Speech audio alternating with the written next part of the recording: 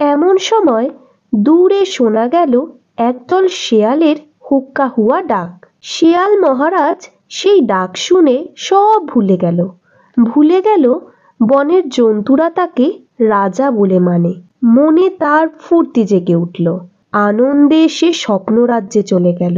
সে মুখ উঁচু করে ডেকে উঠল,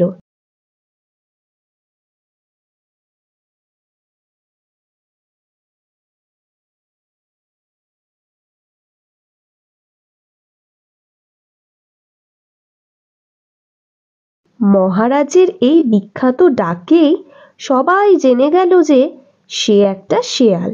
এটা শুধু যে জন্তুদের লজ্জা তা নয়, এটা সমস্ত জঙ্গলের লজ্জার কথা যে তারা একটা শেয়ালকে জঙ্গলের রাজা বলে মেনে নিয়েছিল। সাথে সাথে পশুরা তার উপর ঝাঁপিয়ে পড়ে, তাদের দাঁত আর থাবা দিয়ে শেয়ালের দেহ ছিন্ন বিচ্ছিন্ন করে দেয়।